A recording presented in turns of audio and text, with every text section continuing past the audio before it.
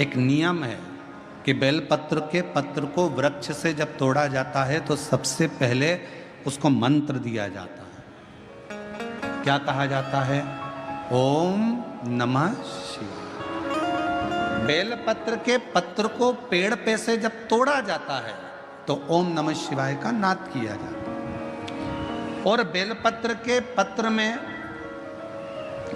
इसमें तो वो नहीं है गूठी, बेलपत्र का जब पत्ता टूटता है तो यहाँ एक गूठी आ जाती है। देखा है आप लोगों ने? जम के तो बोलो, देखा है? तो बेलपत्र के पत्र में जो गूठी होती है उसको भी जब तोड़ा जाता है, उस गूठी को जब अलग किया जाता है तब भी शिव मंत्र उसको दिया जाता है। ओम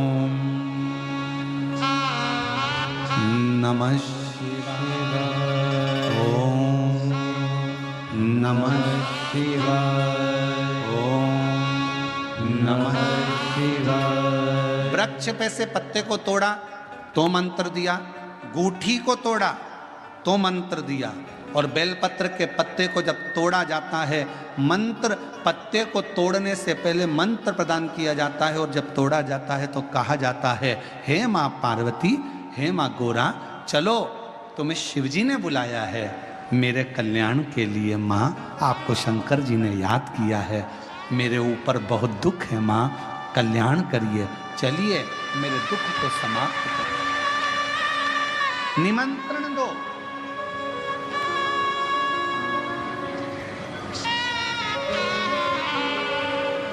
पहले नंबर पर क्या देना है बेलपत्र के पत्र को तोड़ने से पहले? जम के बोलो, मंत्र। दूसरे नंबर पर क्या देना है बेलपत्र के पत्र को चलने का? जम के बोलो, निमंत्रण। माँ पार्वती जी से कहो, हे माँ गोरा, हे माँ पार्वती, हे माँ चलिए, आपको शिव जी ने याद किया है। माँ, हे माँ पार्वती, हे माँ गोरा, मेरे कल्याण के लिए, मेरे दुख को दूर करने के लिए, मेरी तकलीफ़ों को हरने के लिए, हे माँ गोरा, मेरे कष्ट को समाप्त करने के लिए, माँ गोरा, मेरा भंडार भरने के लिए आपको शिव जी ने याद किया है, निमंत्रण दो।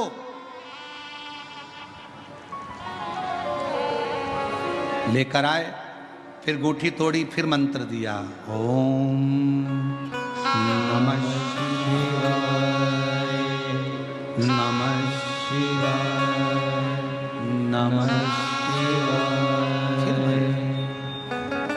अब गुरुजी ने पूछा कि तुमने मंत्र दिया? नहीं। तुमने निमंत्रण दिया? नहीं। तो फिर तुम्हें क्या हक है कि बेलपत्र का पत्र तोड़ो? शिव महापुराण की कथा तो कितनी बड़ी बात कहती है, बेलपत्र के पत्र को सीधे पेड़ में से तोड़ कर लेकर आना चाहिए।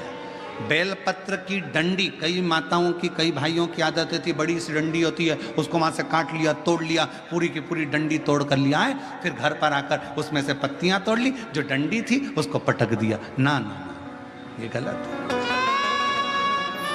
ये गलत है। वृक्ष से पत्तों को निमंत्रण देकर फिर तोड़ा जाता है, और फिर लेकर आकर दूठी तोड़ते समय भी शिव मंत्र को दिया जाता है। कुछ नियम है बेलपत्र के भी, उसको धारण करना चाहिए। कुछ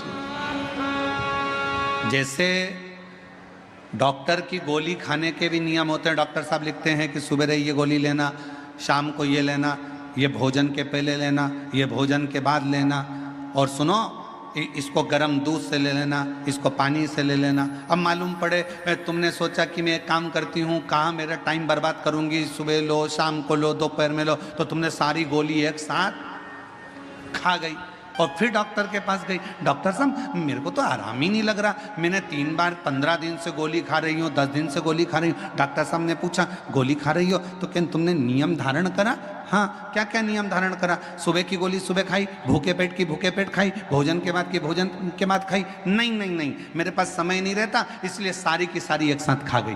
डॉक्टर ने कहा इसीलिए तो दवाई असर नहीं कर रही है। दवाई खाने का भी तरीका होता है। आवाज सेट नहीं है भाई, दवाई खाने का भी तरीका होता है।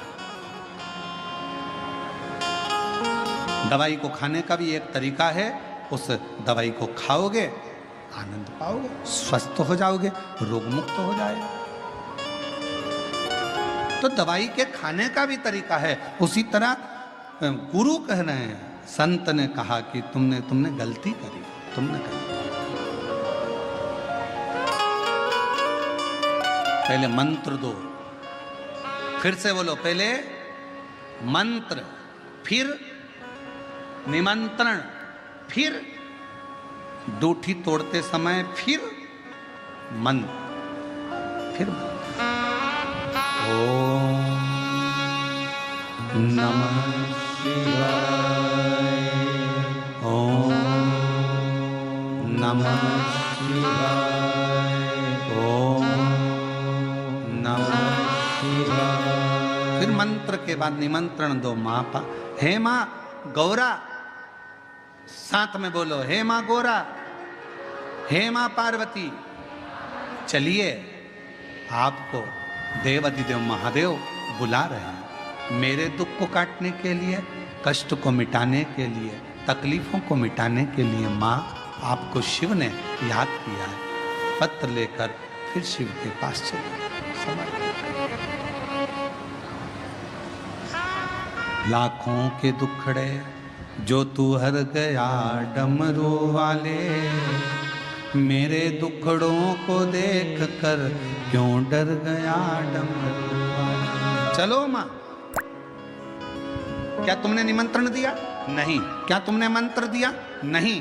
तब संत को क्रोध आया। संत ने कहा, बेटा ऐ शिवानंद, ऐसे कभी बेलपत्र को लेकर मत आना, ऐसे कभी बेलपत्र को लेकर मत आना,